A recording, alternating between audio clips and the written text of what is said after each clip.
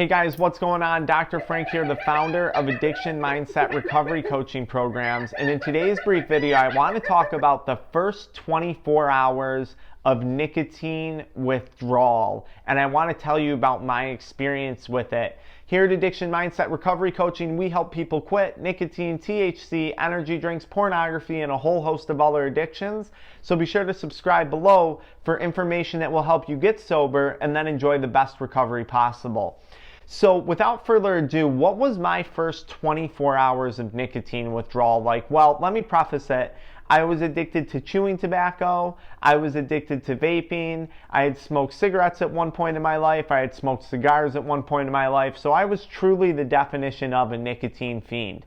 Now, when I was quitting using nicotine, I was predominantly using disposable vape products and chewing tobacco. That was kind of my go-to blend. Predominantly chewing tobacco, which has a very, very, very high concentration of nicotine in it. Now, before you quit, there's one tip that I could give you. If there's one thing that I could tell you before you quit smoking or before you quit vaping, it would be go into this experience, go into the first 24 hours with a positive mindset. Remember, this journey isn't about what you're giving up, but it's about what you're gaining back. I'm telling you guys, if I would have had that mindset going into things, oh my God, it would have made my first 24 hours so much easier. I would have been in so much less agony those first 24 to 72 hours of quitting. Remember, you're not giving anything up, but you are standing to gain back your time, your energy, your health, your money, your well-being, whatever it is. Think of all the positives that you're gaining back. Now, in the first 24 hours, I think one of the first things you're probably going to experience is a bit of that mind game, the cravings. The cravings are probably the most intense part of quitting nicotine, and the cravings can actually lead to very physical symptoms of anxiety, which can then lead to all types of things, headaches, muscle twitching, insomnia, all the things that goes along with anxiety. But the cravings, that's the first thing you're probably going to have. Cravings for me realistically kicked in, I would say, probably about an hour or two after quitting. Remember, when you have nicotine in your system, every 30 to 60 minutes, your body starts to enter a state of withdrawal. So a lot of people fear nicotine withdrawal, and that's kind of BS because you're already going through nicotine withdrawal every single day of your life. In fact, a few times an hour, you're going through nicotine withdrawal. But cravings is the first thing. I've made other videos on how I dealt with cravings, but I view cravings as an energy, and it's up to you what you're going to put that energy into. Are you going to satisfy that craving by giving it more nicotine, or are you going to satisfy that craving by going for a walk, working out, picking up the phone and talking to a loved one or, a coach, whatever it may be? So how are you going to deal with your cravings? Are you going to take a cold shower? Definitely have a plan for your first 24 hours, how you're going to deal with your cravings. And I made another video on how to overcome any nicotine cravings, so be sure to check that out. But super, super important.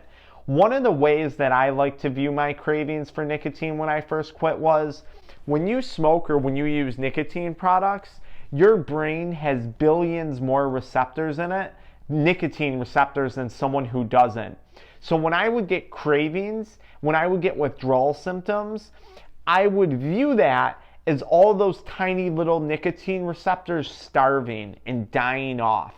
And I got my rocks off on the idea that these nicotine receptors were quite literally dying. And every time I had that craving, every time I had that withdrawal symptom, I would say, good, that's another group, that's another cluster of those nicotine receptors going to the wayside. That's me winning. That's me achieving success in quitting this addiction. Thing number two you're probably going to experience is headaches. Headaches are super common. You could have a headache related to the changes in blood flow to your brain after quitting, the vasodilation, right? Because nicotine is a vasoconstrictor, so it makes your hands cold, it makes your feet cold, it constricts blood flow. So when you quit, you get vasodilation, more blood flow to areas. So I think this is how do you deal with headaches? Very simple. Be sure to stay hydrated and drink water. Exercise can be a huge help. Going for a walk can be a big help. Sleeping can be a big help. And then, of course, your over-the-counter Tylenol, Aleve, aspirin, whatever it may be. Just be sure to speak with your physician before taking any of the over-the-counter medications, such as Aleve or Tylenol. Make sure it's safe for you. But often those things do the trick when it comes to headache withdrawal symptoms. Not everyone's going to get a headache. I put a link below for some natural supplements that help with headaches, so be sure to check those out in the description below. Now, another thing that a lot of people find they struggle with is that habit, that oral fixation. They're reaching for something to put in their mouth for those first 24 hours because of that oral fixation that they have when it comes to vaping, when it comes to chewing tobacco, or when it comes to smoking. Now, in my opinion, don't make a big deal of this. My honest to God opinion is you don't need anything to replace this. Just don't overthink it. Just go do something else. That's quite literally my advice. Go do anything else. But if you feel you must address that oral fixation, which I really don't think you have to, I think we blow that out of proportion. But if you feel you must, something that you can do is if you chew tobacco, I put a link below for like shredded beef jerky products that you can put in your lip. Again, I wouldn't advise doing that, but it's an option. And then if you vape, I put a link below for the Quit Go smoking aid, which is basically, it's just oxygen. You inhale it and you inhale oxygen, and there's like a hint of cinnamon or mint flavor to it. But the thing feels like, you know, a cigarette or a disposable. So feel free to check that out. Again, I don't think you need those things, and quite honestly, I wouldn't even encourage you to use them.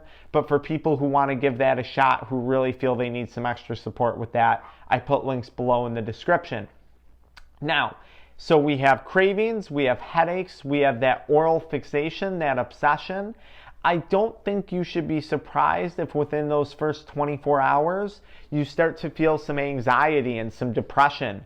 This is totally normal. What happens is your brain starts to release dopamine, and that dopamine makes your brain seek nicotine because you've trained your body to reward itself with nicotine. And when you don't give your brain that nicotine hit, when you don't give your body that nicotine hit, you're going to feel a bit anxious. You're going to feel a bit depressed. You might feel a bit fatigued, a bit demotivated. Remember, nicotine, there is a reality. It is a neurotropic or nootropic or however you pronounce it, which is such BS because so is exercise, so is eating healthy. There's so many other healthy things that aren't nicotine that are nootropics. So I can't even go on. I'll make a whole nother video about that. So don't come at me with that. But of course you are going to feel a little bit depressed and a little bit anxious. But this is where it's so important that before you quit, you set up a plan. How are you going to deal with that depression? How are you going to deal with that anxiety? For many people, exercise is their go-to solution. For some people, it might be taking a nap. For some people, it might be talking to a friend. For some people, it might be playing a musical instrument, making art, making YouTube videos, making TikToks, doing something that's benefiting you, reading, watching motivational videos on YouTube. How are you going to deal with that initial depression and that initial anxiety? And remember, the solution is not nicotine. The problem is nicotine. So when you think to yourself, oh, if I just had a chew of tobacco, oh, if I just hit my vape, it would fix this, remind yourself that is false. That is a lie that addictive voice is telling you. Nicotine is the problem, not the solution. And the solution does not involve just using the problem. It just keeps you stuck in a bad situation. So for a lot of people also, you may experience insomnia that's very normal within the first 24, 48 hours. Believe it or not, after a few days, your sleep is actually going to significantly increase. You're going to get better, deeper sleep. I almost guarantee you that, because remember, nicotine is a stimulant. So if you're using nicotine before bed, it's going to actually keep you up at night. It increases your heart rate because of that little burst of adrenaline and noradrenaline and stuff like that, epinephrine. So when you use it before bed, yes, you've become kind of dependent on it, so you feel like you're sleeping better, but you're actually not. To manage the insomnia, again, my advice, just deal with it. But if you really do need help, I did make a video about CBD and the potential benefits to help. CBD for some can be a solution. And melatonin is a reasonable option. Just for the love of God, don't vape melatonin or CBD. That's too similar to what you're doing, and quite frankly, I think it's very dangerous to vape melatonin and CBD. I'll make separate videos on my thoughts about that. But if you do want to get a melatonin capsule, start with like a 1 milligram, and you can always increase. I usually recommend taking it like an hour, 2-3 hours before bed, somewhere in that time frame. Remember, if you want to get more melatonin naturally, just expose yourself to sunlight throughout the day, and then that long-term daily exposure to sunlight is going to have your body make melatonin naturally. ZMA, zinc magnesium capsules, can help with sleep as well too. It's also a common exercise supplement. I'll put links to the melatonin and the ZMA and the CBD below. I'll put links to all those things below. My opinion, again, don't worry about the insomnia. 2 or 3 nights of insomnia is no big deal compared to a lifetime of addiction. We tend to make a really big deal about the cravings and the insomnia and the anxiety and the feeling lousy for the first few days. And that's such a mistake. You already feel lousy. That's why you're trying to stop doing this. You already feel like crap. That's why you're trying to stop doing this. So don't worry about feeling lousy for 3 or 4 more days, because I guarantee you long term, you're going to feel much better. That's the long term goal, getting you to feel much better than you're feeling right now. So I think that kind of sums up. You might notice too irritability within the first few days. Again, have a plan. Are you going to do meditation? Could yoga help? Just thinking about why you're irritable and acknowledging why you're irritable, and knowing that it's just addiction messing with you, and identifying that and calling that out can make you less irritable, right? Journaling can help make you less irritable. Come up with a plan. And remember, you're already irritable. Think of all the times you're sitting in class or sitting at work and you're frustrated, you're irritable because you can't get nicotine. We're setting out to put an end to that chronic irritability. You just got to get through some temporary irritability at first.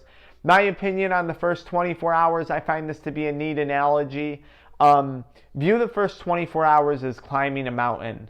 There's this mountain that you're climbing, and at the top is breaking free of your nicotine addiction. And you have to make it up this climb. It's a tough climb, okay? But you're doing it because you know the view at the top of this mountain is going to be incredible. You know the view from the top of the hill is going to be breathtaking. And it's going to give you, this view, a whole different perspective on life. A whole different perspective on your motivation. That's what I want you to look forward to, and that's what I want you to think about as you're struggling with the first 24 to 72 hours. You guys, follow me into the next video where I talk about how to quit vaping without irritability. I'll see you guys there. Thanks for tuning in.